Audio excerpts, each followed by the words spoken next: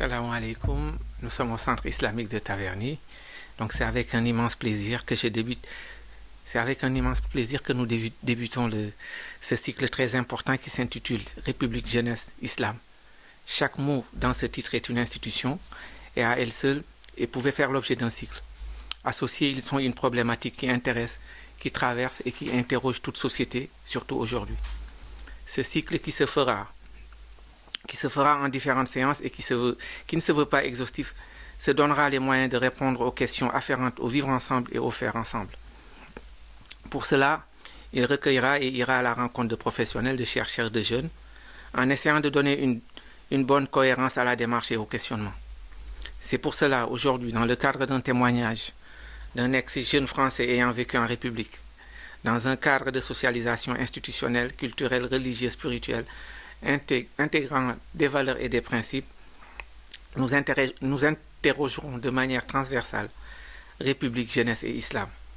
J'ai aujourd'hui en face de moi un frère, un ami qui va nous parler de lui. Il s'agit de notre frère Alioune Touré, à qui je vais demander d'abord, bonjour monsieur Touré, Alioune. Bonjour à tous. Voilà, il s'agit de Alioune Touré à qui je vais demander de se présenter avant d'entamer une discussion avec nous. Bonjour à tous. Donc, merci Mamgoura pour la présentation. Donc, pour me présenter, je m'appelle Alioune Touré. J'ai été footballeur professionnel durant une quinzaine d'années maintenant. Aujourd'hui, je suis conseiller sportif pour les jeunes joueurs. Donc, mon parcours a été, c'est un parcours, on appelle ça le PES, un parcours d'excellence sportive. Donc, pour rebondir sur la République, c'est cette République-là qui m'a donné l'opportunité de devenir ce que je suis aujourd'hui.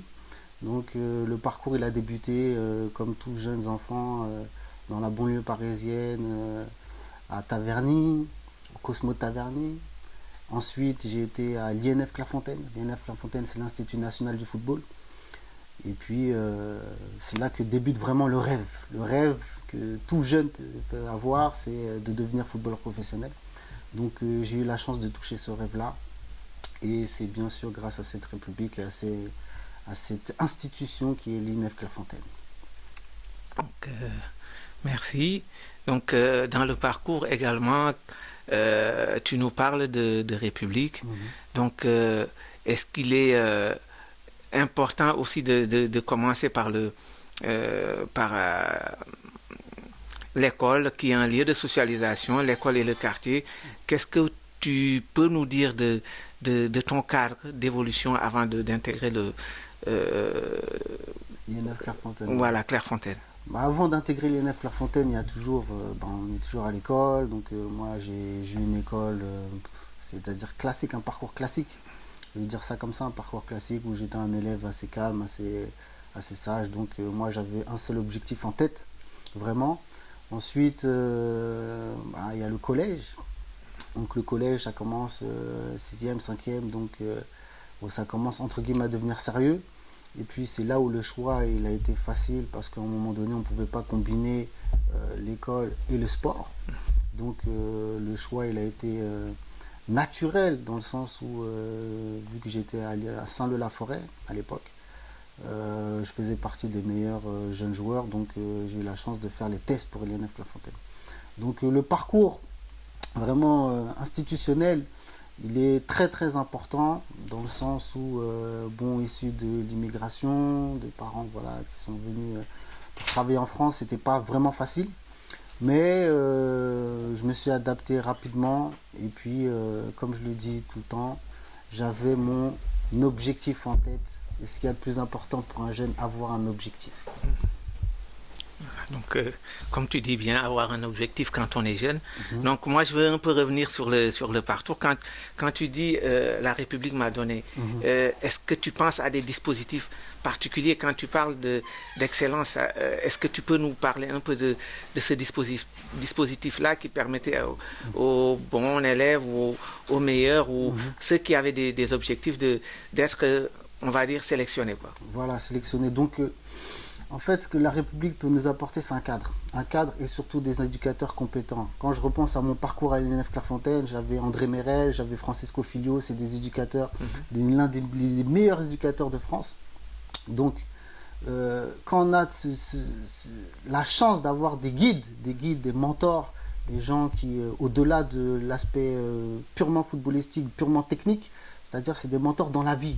C'est-à-dire c'était nos deuxièmes parents, entre guillemets. Donc déjà de quitter sa famille à Bessancourt pour aller justement à Clairefontaine dans le 78, déjà il y a une coupure. Donc cette coupure elle fait mal, donc elle est brusque, mais bon ça fait partie du parcours, ça fait partie des sacrifices qu'il faut faire pour accéder à la réussite, à l'excellence. Et puis les mentors ils nous guident tous les jours, c'est pas facile. Au début, bon, on est dans la chambre, c'est la première fois qu'on quitte le cocon familial. Et là, il faut, pour des jeunes, à l'époque, on avait quoi, 12-13 ans. Donc, c'est vraiment pas évident de résister, entre guillemets, à cette pression, ce rêve. Parce qu'à l'arrivée, sur 25 jeunes joueurs, il n'y a que peut-être 5 qui vont y arriver à être pros. Donc, ça commence. Il y a de la rigueur, il y a de la discipline, il faut se lever à telle heure. Il y a une diététique alimentaire très importante. Il y a le parcours scolaire aussi, parce que c'est un double parcours. Donc si on n'a pas des bonnes notes à l'école, on ne peut pas justement réussir à devenir professionnel. Il y a des bilans, etc.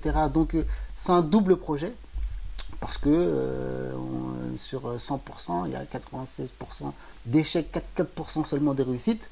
Donc voilà, sur les 4%, à un moment donné, c'est le talent, mais les 96 autres pourcents, qu'est-ce qu'ils font? Donc c'est là où le parcours scolaire est très important. Donc, et même quand on le voit durant toute la carrière où on est amené à jouer à l'étranger, donc là tu te rappelles, ah ouais, heureusement que j'ai appris l'anglais, heureusement que j'ai appris l'espagnol, etc. Donc voilà, c'est tout ce background entre guillemets qui est très important. Et surtout, c'est au niveau de l'éducation, c'est-à-dire éduquer à travers le football. Et là, on avait des vrais éducateurs qui, eux, étaient intransigeants. C'est-à-dire qu'à un moment donné, si on n'a pas la moyenne, on ne jouait pas dans notre club, le week-end. Donc ça veut dire que c'était l'école avant tout. Après, il y a les performances, mais bon, à cet âge-là, ce n'était pas trop les performances au niveau des matchs, mais surtout au niveau de l'attitude, au niveau du comportement, au niveau du retard. On avait notre gourde, on avait notre propre ballon. Si nos ballons n'étaient pas gonflés, on allait faire des tours de terrain. Il y avait cette discipline, cette rigueur. C'est un peu ça qui m'a forgé, entre guillemets, pour arriver. Et c'est justement, c'est le début du parcours. On n'est même pas au centre de formation, on est au pré-centre de formation. Donc c'est là où déjà la sélection elle se fait naturellement. Donc ceux qui ont la persévérance, le mental, et toutes ces valeurs-là, ils passent. Et ceux qui n'ont pas, au-delà des qualités techniques, c'est vraiment des qualités vraiment mentales qui sont très importantes pour résister à la pression, pour résister à cette routine. Quand je dis cette routine, c'est cet emploi du temps très chargé pour des jeunes joueurs. Donc c'est ce qui forge la personnalité déjà à la base où on est des adolescents. On n'est même pas encore des jeunes, on est des ados. Donc l'ado, quand on revient le week-end, on revient dans le cocon familial. Donc moi d'origine africaine, il y a toujours le plat, mais il faut faire attention avec la tétitique. On veut jouer avec ses potes, mais on ne peut pas. Donc voilà, c'est tous ces sacrifices-là, entre guillemets, qui font que... qui sont très importants pour arriver au sommet. Quand je dis au sommet, c'est à la réussite tout court. Donc, à t'entendre parler, il y a des mots qui reviennent qui sont extrêmement importants. C'est les rencontres humaines, c'est-à-dire les éducateurs. Exactement. Il y a un mot aussi, éducation. Il y a l'attitude, il y a aussi sacrifice. Il y a des choses qui sont assez intéressantes pour nous à développer dans le temps, peut-être, voilà. Mais pour le moment, peut-être revenir un peu en arrière parce que tu parles de rencontres, immigration et tout ça. Et c'est intéressant dans la socialisation parce que là, on est parti directement, on dit socialisation secondaire, on parle directement de l'école, des rencontres au-delà, mais le cocon familial, voilà, que représente la famille dans ton parcours? Que représente la famille? La famille, c'est, comme on dit, c'est ce qu'il y a de plus important. La famille, c'est la matrice. Donc, moi, j'ai eu la chance d'avoir des parents qui m'ont donné une éducation exemplaire. C'est-à-dire qu'ils ont beaucoup sacrifié pour moi et mes sœurs. Donc, ils nous ont donné beaucoup. Donc, là, je ne pourrais jamais autant les remercier de tout ce qu'ils ont fait pour moi. Et ils m'ont aussi donné l'opportunité justement de réaliser mon rêve. Donc c'est pas donné à tous les parents. Quand on dit oui, qu'est-ce que tu veux faire dans la vie, moi j'ai dit football professionnel. Ils m'ont dit ok, vas-y à fond, à 200%, c'est pas à 100%, à 200%, parce que les places sont chères. Donc vraiment, il y a l'aspect aussi culturel. Culturel, dans la famille africaine, il y a toujours cette solidarité, c'est d'être toujours positif. Moi, mon père, c'était un peu le sage, entre guillemets, et ma mère, justement, celle qui me poussait justement sur les études. Elle disait, c'est très important les études pour toi, parce que bon, pour elle, le football, c'était pas un métier, donc c'était juste un sport, un divertissement. Et elle a été exigeante par rapport à ça, par rapport à même mes notes. En maths, c'était passé ça, donc j'ai eu un prof de maths. Bref, elle a fait l'effort justement d'avoir des cours supplémentaires et c'est cette famille-là en fait, c'est mon support entre guillemets, c'est mes appuis dans tout mon parcours. C'est très important, c'est mon dynamisme. Et ça, aujourd'hui, d'avoir eu la chance d'avoir des parents équilibrés et surtout d'avoir inculqué cette culture-là, cette culture africaine de solidarité et cette culture même islamique, musulmane. Donc, Alioune, n'oublie pas tes prières, c'est très important. Donc, ça m'a accompagné tout au long de mon parcours et surtout parce que on sait que dans un parcours, il y a toujours des obstacles, des difficultés. Et j'ai toujours cru en mon étoile, en cette foi-là. Tu sais, Dieu ne t'abandonnera jamais. Si tu es sérieux, si tu résides sur le droit chemin, tu verras, tu vas réussir. Donc c'est ça en fait qui m'ont légué. Et c'est le plus beau cadeau en fait qu'on puisse léguer à des jeunes enfants. Surtout c'est mes repères. Ça a été mon repère. Surtout là c'est en France, mais surtout pendant les vacances.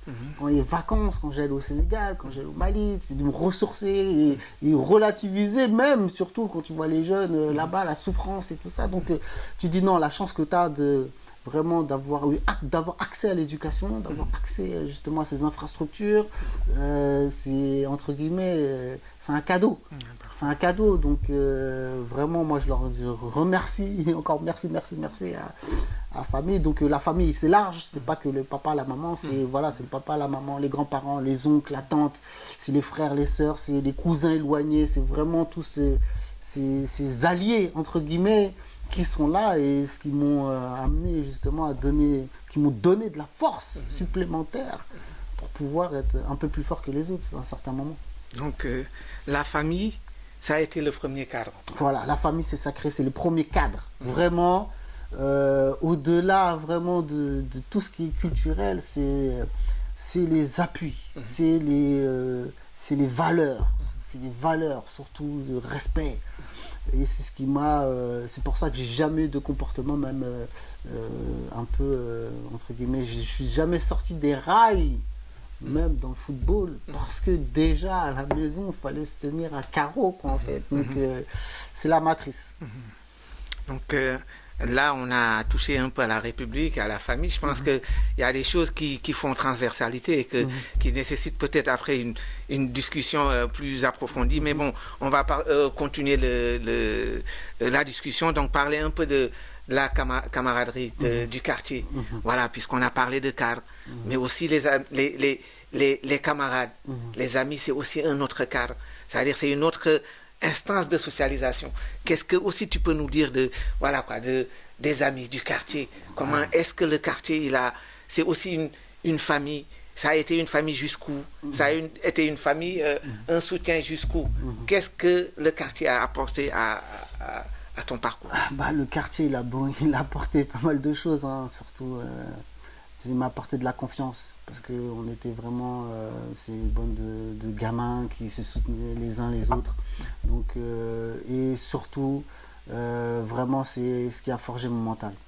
Mental, c'est les matchs de foot. On commence les matchs de foot dans les quartiers, dans les tournois, donc on joue contre les plus grands, voilà, on côtoie un peu de tout et c'est là où entre guillemets, faut pas montrer sa faiblesse et c'est là faut être fort. Donc après mon parcours après au centre de formation, bon, on est déjà fort mentalement et puis voilà, c'est vraiment des alliés aussi, mais différents de la famille. C'est-à-dire qu'à un moment donné, c'est eux qui vont te dire ah Lyoun, t'as changé, c'est-à-dire c'est le curseur en fait. C'est-à-dire qu'à un moment donné, on revient même quand je revenais pendant les vacances, voilà, ah toi t'as pas changé, tu reviens, etc. Donc après chacun a son parcours.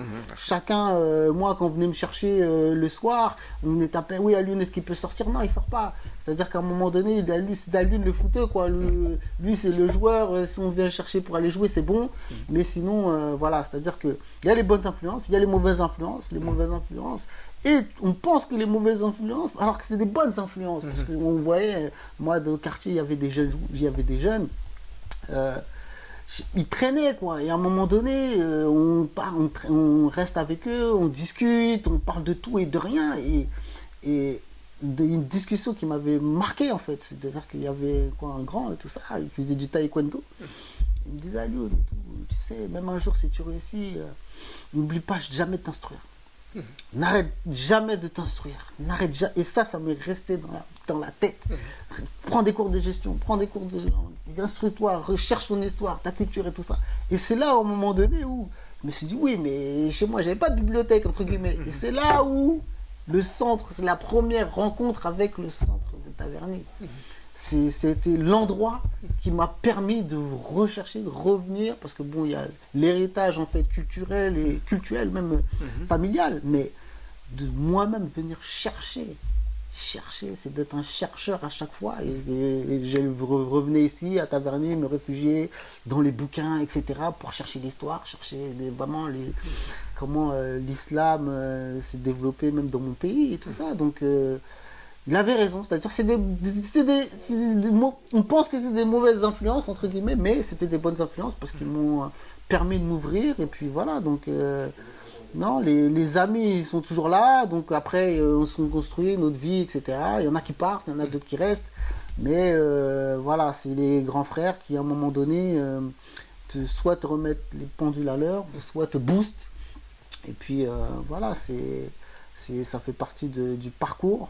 Et surtout, ce qui m'ont vraiment apporté, bah, c'est le mental. Hein. Quand je dis le mental, c'est de se bagarrer entre eux, c'est de s'imposer. On se dit s'imposer, sur le terrain, c'est comme ça. À un moment donné, on gagne, on perd, et puis voilà, il y a des moments il y a des coups de blues, il y a des moments donnés, on est découragé, et puis voilà, ça nous donne de la force, entre guillemets. Parfait. Donc tu parlais de rencontres tout à l'heure, rencontres humaines, d'autres rencontres aussi qui se sont faites et on reviendra là-dessus. Donc tu viens de parler du centre islamique de Taverny, donc voilà, donc la rencontre avec peut-être avec l'islam, un peu avec la culture. Donc qu'est-ce que tu peux nous dire un peu de ta démarche, de ta rencontre avec l'islam, quoi. Donc voilà. La rencontre, elle s'est fait ça a été marrant puisque ça a coïncidé avec mon retour en France. C'est-à-dire qu'à l'époque où j'étais à Manchester City, c'était en 2001, je suis transféré de Manchester City à Paris Saint-Germain. Et en 2002, c'est en 2002 en fait que le centre islamique de Taverny existait, en fait, s'est développé. Donc quand je revenais chez moi voir mes parents, donc automatiquement, dès que j'ai su qu'il y avait un centre, c'est là où c'est mon premier refuge, entre guillemets, ce centre de Taverny, c'est mon premier refuge, où on sait très bien, dans le monde du football, il y a énormément de pression, énormément de stress, il y en a qui font du yoga, il y en a qui font pas mal de choses, de méditation et autres, et moi c'était vraiment le centre islamique de Taverny qui était mon refuge. C'est là que je venais prendre des forces, et comme une voiture, on vient faire l'essence, et là je revenais recharger entre guillemets mes batteries, parce que je savais que quand je repartais dans mon club, même au Paris Saint-Germain, dans le club de la capitale et tout ça, c'est pas évident, il y a beaucoup de pression et tout ça, et là, ici c'était ma bulle. Ici, c'était ma bulle, et c'est là que j'ai commencé vraiment à m'instruire, à vraiment chercher la religion, la spiritualité, la paix, voilà, c'est-à-dire pas mal de choses, même le dhikr, c'est très important, la réflexion, et même de rester là tout simplement au centre, voilà, c'est-à-dire à penser à autre chose que le foot. Et c'est là qui m'a permis de prendre le recul et relativiser sur vraiment, prendre du recul sur pas mal de choses. Sur que, bon, des fois, même au Paris Saint-Germain, j'étais remplaçant, donc tu prends le recul, tu relativises, et ça te donne de la force, du courage, que voilà, il y a une mission encore plus noble que d'être joueur de football, entre guillemets. C'est-à-dire qu'au début, on a un objectif, c'est plutôt professionnel. Qu'est-ce que tu veux faire dans la vie? Et là, c'est vraiment, quel est ton but dans la vie?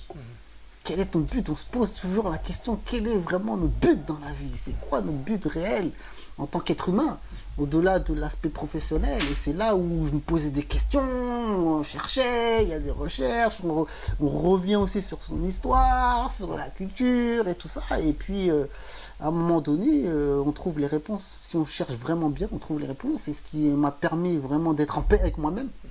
Et c'est ça qui est important, c'est-à-dire qu'à un moment donné, c'est comme il y a des célébrités qui sont vraiment frustrées, qui ne sont pas heureux. Et là, c'est ce qui m'a permis à un moment donné, parce qu'il y a un joueur, c'est toujours un objectif pour son objectif. Au début, c'est d'être dans un grand club, après, c'est de gagner, après, c'est d'être champion d'Europe, c'est d'être champion du monde, etc. L'objectif, ça finit jamais, quoi, en fait. Donc, à un moment donné, tu dis stop, tu mets pause. Et c'est là où vraiment tu t'aperçois qu'il y a un objectif plus noble que l'objectif professionnel. C'est l'objectif, quel est mon objectif dans la vie? Et c'est ça qui est important. Et c'est là où on revient sur la culture, sur la religion, etc., qui va faire en sorte que vraiment là, tu es un être, pas complet, mais équilibré, et tu sais où tu vas, et qu'est-ce que tu fais, qu'est-ce que tu ressors de ta carrière, que si on ressort de ta carrière, de ce que tu as fait, de ton parcours, des trophées, les trophées sont rangés déjà au placard, déjà ça y est, mais qu'est-ce que tu peux léguer entre guillemets à la jeunesse? C'est-à-dire que là aujourd'hui dans ma reconversion professionnelle, je suis conseiller sportif. Pourquoi? Parce que j'ai un background au niveau footballistique qui me permet de transmettre aux nouvelles générations. Mais ce que je veux leur laisser, c'est encore plus grand que ça. C'est-à-dire qu'au-delà de l'objectif professionnel, il y a un autre objectif de vie, mission de vie. Et ça, si on n'a pas, je parlais toujours d'objectif, si on n'a pas un objectif clair, bah moi, c'est ce que moi, depuis tout petit, c'est le sport, entre guillemets, qui m'a mis dans un cadre. C'est le sport. C'est-à-dire qu'à un moment donné, bah, je ne pouvais pas sortir, bah oui, parce que demain j'ai entraînement. C'est-à-dire qu'à un moment donné, il y a voilà, entre guillemets, c'est une passion au départ. Et puis après, ça devient un travail pour gagner sa vie. Ça m'a permis de gagner ma vie. Mais au-delà de ça, on recherche encore une autre mission. Une autre mission, qu'est-ce que je peux léguer? On réfléchit, je vais peut-être créer une association, créer une fondation. On veut, parce que bon, l'Afrique, on a toujours ce don, entre guillemets, c'est inné. De donner, voilà, on va aller au bled, on va envoyer au bled, etc. Et là, on veut donner, on veut aider, mais ici même en France, il y a des problèmes, il y a des difficultés. Et c'est sur ça, à un moment donné, on réfléchit.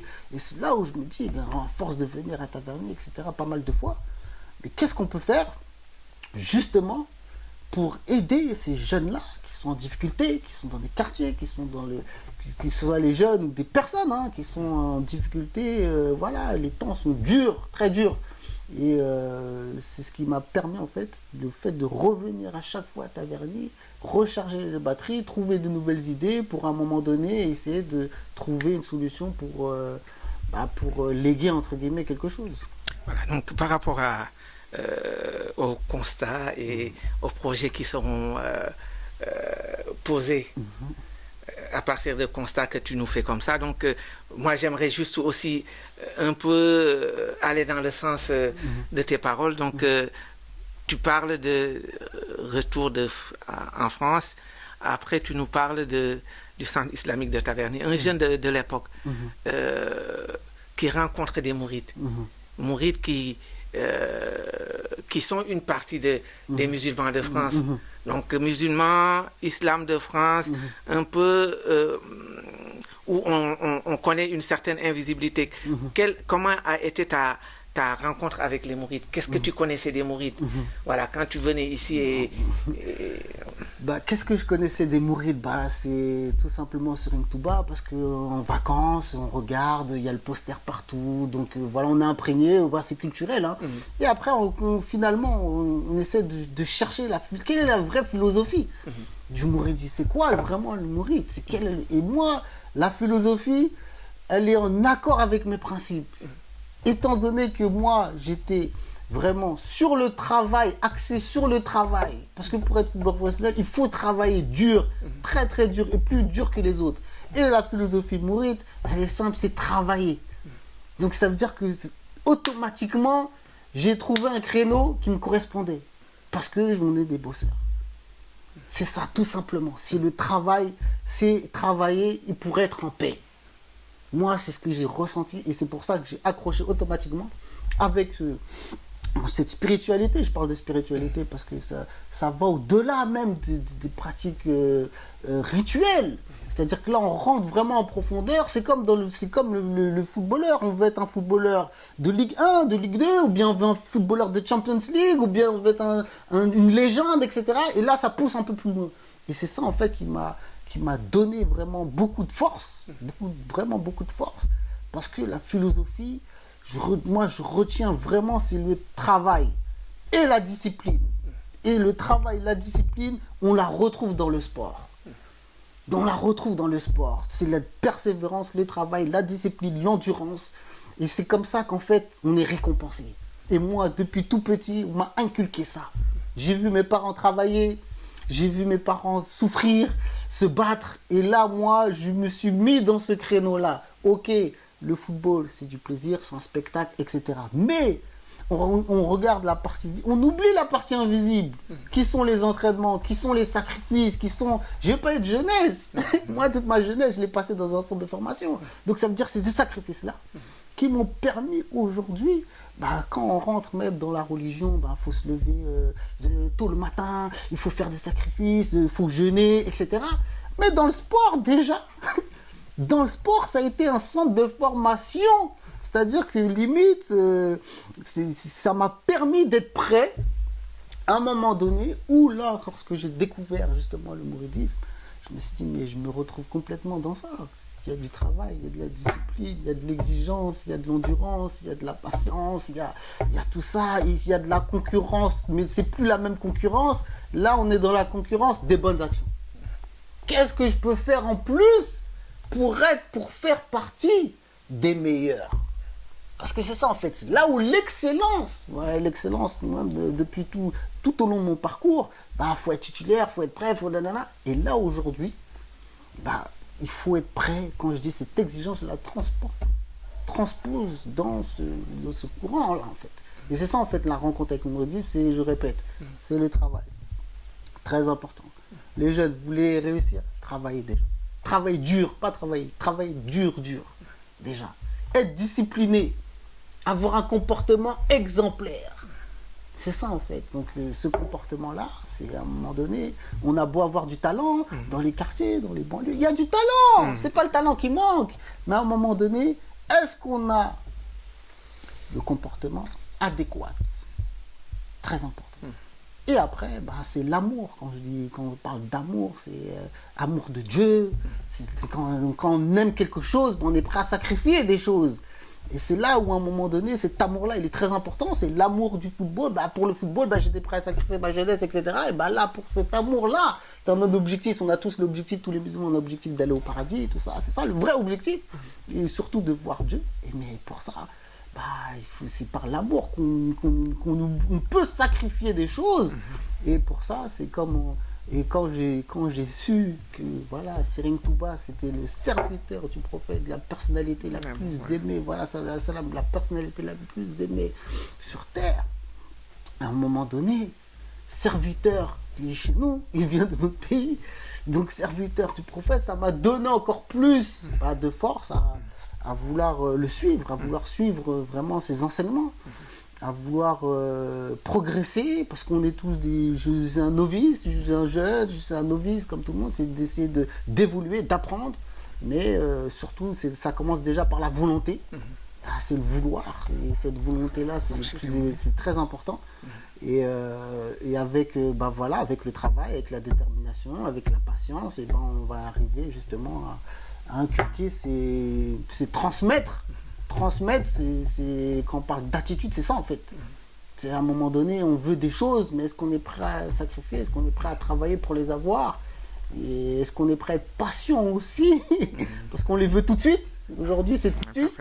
Mais c'est comme à un moment donné, quand on parle du mouridisme, on dit oui, il y a un mouridisme et tout ça. Il y a aussi de l'agriculture, il travaille dur et tout ça. Mais dans l'agriculture, il y a un enseignement. Il faut attendre. Il faut pas avant qu'on plante la graine, mais il faut attendre. C'est pas tout de suite. Donc, c'est comme nous, on veut jouer. Quand j'étais joueur, je veux jouer. Mais est-ce que tu es prêt à jouer? Et c'est ça, en fait. Donc, vraiment, cette rencontre, elle a été déterminante pour moi. Et c'est pour ça que vraiment la première chose, moi, donc, c'est ce qui a se matché, c'est le travail, en fait, tout simplement. Voilà, donc peut-être pour progresser un peu dans la discussion, il est important de dire que les parties qui ont été soulevées peuvent être encore plus développées. Il y a un intérêt certain dans la discussion quand tu parles de volonté, même chez les mourides, volonté, aspirance. Et voilà, il y a cette dimension-là. Il y a plein de choses que tu as dites qui peuvent être développées. Mais bon, puisque nous sommes là pour poser des questions, on va peut-être continuer la discussion là-dessus. Et puis enfin, de discussion, faire une synthèse par rapport à tout ça. Donc, toujours dans les rencontres, avant d'arriver au constat et au projet, voilà, voir éventuellement, tu as parlé tout à l'heure de gens, d'éducateurs que tu as rencontrés. Moi, j'aimerais un peu, sur les rencontres-là, peut-être passer juste un laps de temps sur les rencontres et les difficultés aussi que tu as eu à surmonter. Donc, voilà. Les rencontres, c'est quoi dans le parcours? Les difficultés aussi, c'était quoi dans le parcours? Et comment est-ce que ces difficultés-là, voilà quoi, tu as eu les ressorts de les surmonter, quoi. Donc voilà. Donc en fait, les rencontres, elles sont simples. C'est au départ, il y a les éducateurs notamment, je pense à ceux qui étaient à l'INEF Clairefontaine.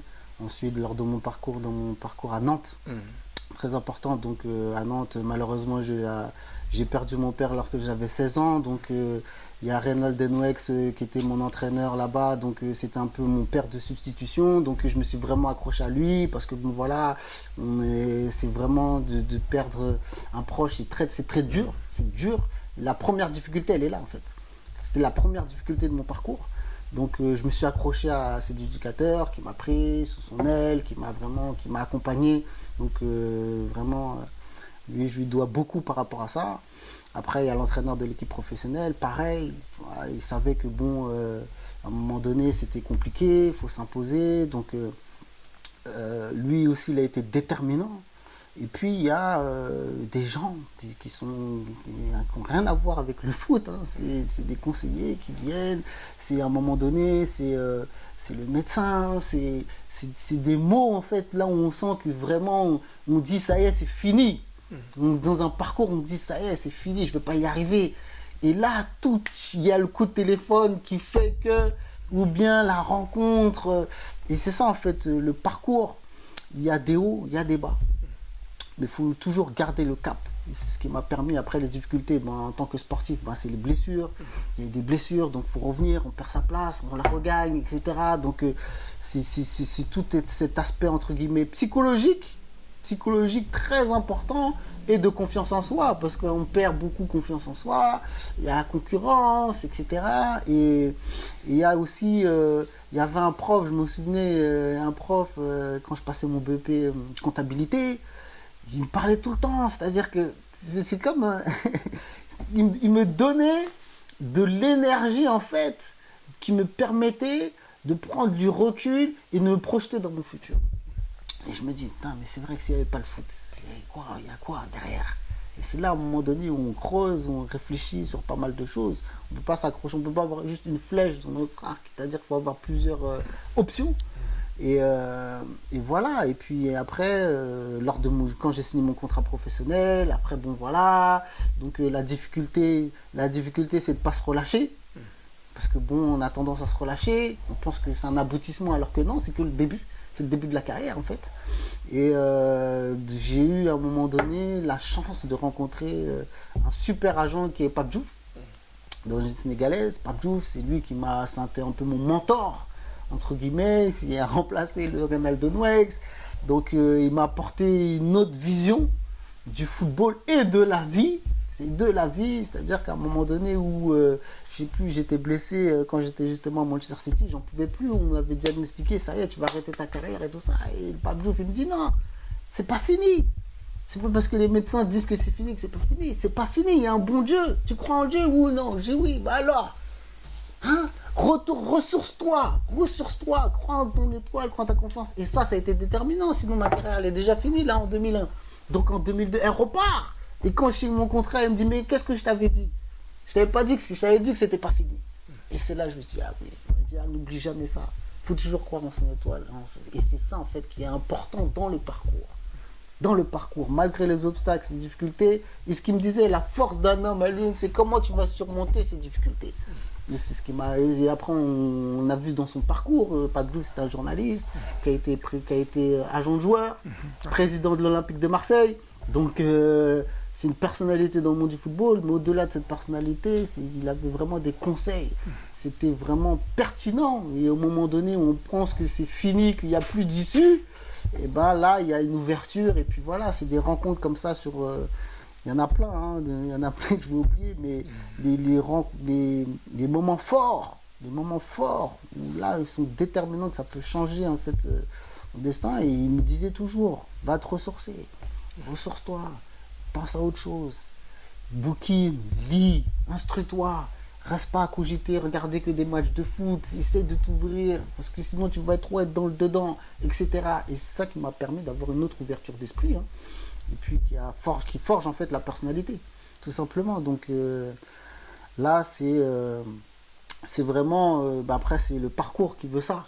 C'est le parcours à un moment donné où, comme je l'ai dit tout à l'heure, on pense que tout est fini et puis c'est là que tout commence, tout s'ouvre. Voilà, c'est comme à un moment donné, comme en 2000, à la fin de ma carrière, je reviens encore au centre islamique de Taverny. Il y avait Baye Souleymane, il me dit mais on ne te voit plus, tout ça. Je dis oui, mais j'étais en voyage, je jouais au Portugal, j'ai joué à l'étranger, tout ça. Il me dit ah, mais c'est bien, tout me dit ah, là t'es là maintenant. Je dis oui, maintenant je suis là, pour de bon. Et là, automatiquement, on m'appelle pour aller en Chine. Donc ça veut dire que c'est des moments où on vient se recueillir, et là il y a des bonnes surprises derrière. Et les surprises, je les ai vécues. Donc voilà, c'est pas des histoires fantastiques, c'est vraiment des anecdotes, c'est des histoires vécues.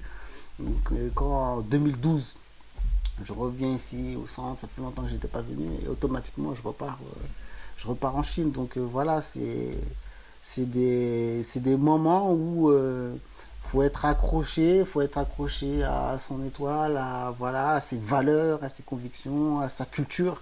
Et ce qui est très important pour moi, c'est l'âme même de la personne.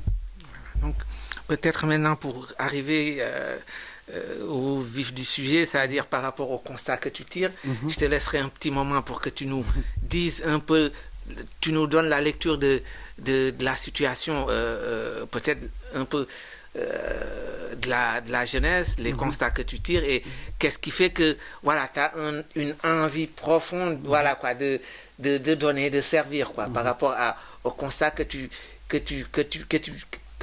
tires de la jeunesse, voilà, et puis en faisant un peu un lien entre la République, ce qu'elle t'a donné, en tant que jeune, comment est-ce que tu t'en es saisi, et puis les ressorts que tu as développés qui étaient juste à côté, culturels, on va dire, religieux, spirituels, voilà les rencontres que tu as faites et tout ça, et qui ont fait que, voilà, donc tu t'es réalisé, et que maintenant, le constat, le paysage qui s'offre à toi, te pousse maintenant à, voilà quoi, à vouloir t'investir, t'engager, à donner. Donc, sur les constats et un peu, voilà, des projets que tu as envie de développer, quoi, dans ce sens-là. Bah, sur les constats, c'est qu'aujourd'hui, la jeunesse, ça va plus vite qu'à notre époque.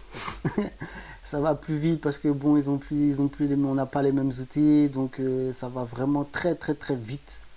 On le voit même dans le foot, avec le digital, etc. Donc, c'est une jeunesse qui va vite, qui pense vite, qui est créative, mais qui manque de patience. Et puis en fait ils sont pas accrochés assez fort dans leur passion, entre guillemets, dans ce qu'ils veulent faire. Donc il y a aussi des difficultés, il y a un manque de confiance. On sent qu'il y a un manque de confiance de la part de certains jeunes que je côtoie. Et puis ça, c'est le constat qui fait que à un moment donné, si on veut vraiment réussir, je reviens encore sur l'objectif, c'est-à-dire qu'il y a même des jeunes, ils ne savent même pas c'est quoi leur objectif. Ils ne savent même pas ce qu'ils veulent faire. Ils n'ont pas assez de modèles, ils n'ont pas assez de mentors, ils n'ont pas, on parlait tout à l'heure dans le parcours, les guides sont importants. Et là, aujourd'hui, je veux me positionner comme ce guide qui, à un moment donné, le jeune, il pense que c'est fini, et puis il y a une rencontre déterminante. Mais pourquoi cette rencontre-là ne pourrait pas être faite avec Aliou Touré, par exemple, je ne sais pas, ou avec ce Bamgora ou autre. C'est-à-dire qu'à un moment donné, ils sont dans le... Ils sont pas assez optimistes. Ils sont trop pessimistes. Non, je vais pas y arriver parce que ceci, parce que cela. On s'invente, entre guillemets, des obstacles. Avant les vrais obstacles, on se met des obstacles, on se tire, entre guillemets, la balle dans le pied, quoi. C'est-à-dire qu'à un moment donné, il faut être positif. À un moment donné, voilà, faut être ambitieux. Il faut être courageux.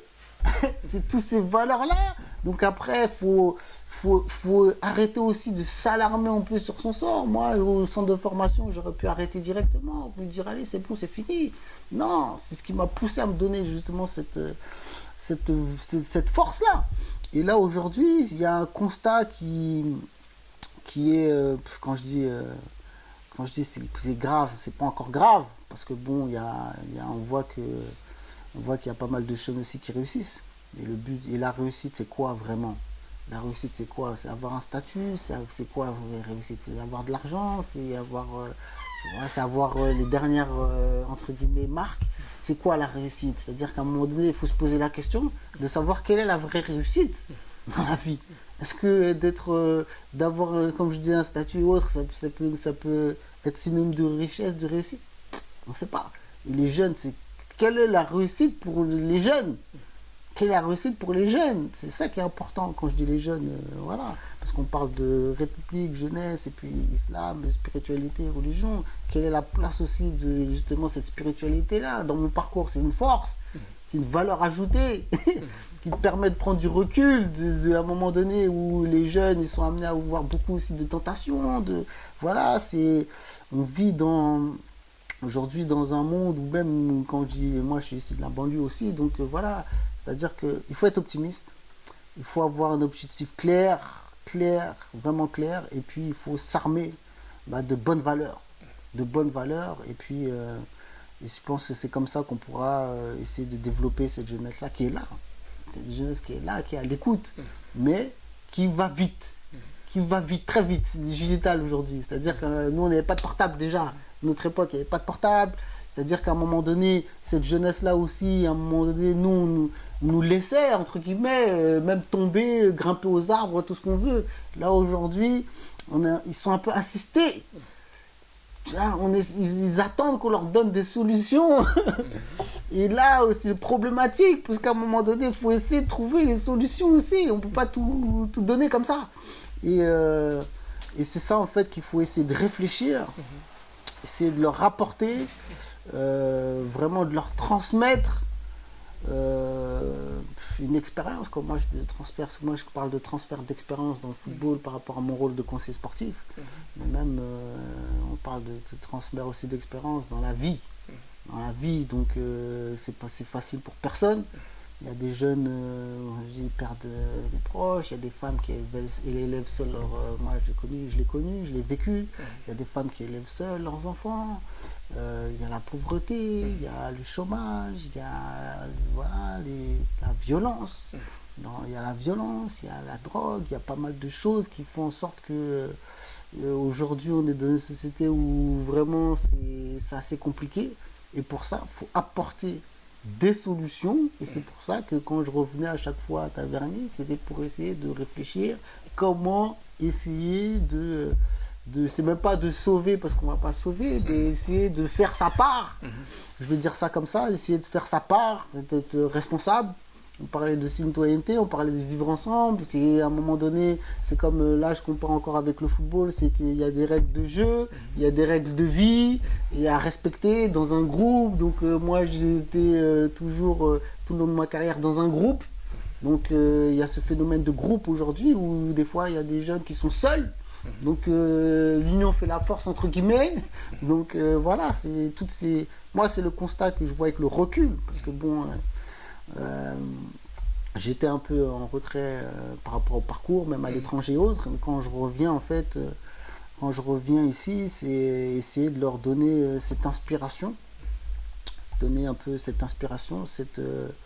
cette positive vibes, on appelle ça comme ça, c'est positive attitude, où à un moment donné elle commence par soi, quoi, en fait. Donc là, si nous on est positif, on essaie d'amener des solutions, je pense qu'il n'y a pas de raison. Donc,